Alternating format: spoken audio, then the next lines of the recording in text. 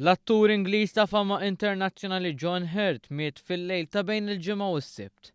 Għalkemm ħalla din id-dinja wara se jħalli marka qawwija minħabba s-sem tiegħu f'diversi films kbar fosthom hemm dawk li se jibda jintwerew fil-jiem li ġejjin.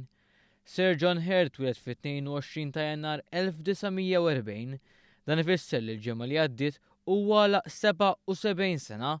F'karriera artistika ta' aktar minn 50 sena fiċ-ċinema, John Hurt kien parti minn diversi films li baqgħu msemmija fl-istorja, fost dawn insibu Alien u The Elephant Man.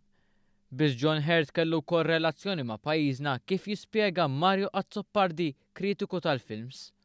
Naturalment għalina l-Maltin nibqgħu nassoċjaw mod partikolari mal-parti ta' Max fil-film Midnight Express.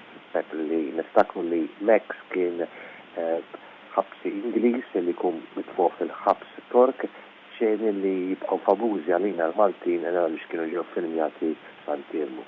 Mario Azzopardi fakkar kif permezz ta' din il-parti Hurt kien nominat tal-Oscar fis-sezzjoni tal-aħjar attur f'parti sekondarja u kien nominat tal-Oscar ukoll fil-parti prinċipali tal-film The Elephant Man. Hurt kien parti minn sensiela ta' films segwita bil-bosta f'pajjiżna. Reċentament rajnieh fil-parti ta' Ollivander dak li kollu l-ħanut li jbieħ il-pakketti maġiċi films ta' Harry Potter. Matul il-ġimgħa li ġejja se jkun qed jidher fiċ-ċinema Maltin fil-parti ta' qassis fil-biografija tal-ex-President Amerikan Kennedy, fil-waqt li lejn l-aħħar ta' din is-sena jista' jkun li jidher fil-film dwar il-ħajja tal-ex-Prim Ministru Ingliż Neville Chamberlain, The Darkest Hour. Għalkemm ħadem diversi films drammatiċi huwa tas-sem tiegħu films komiċi wkoll.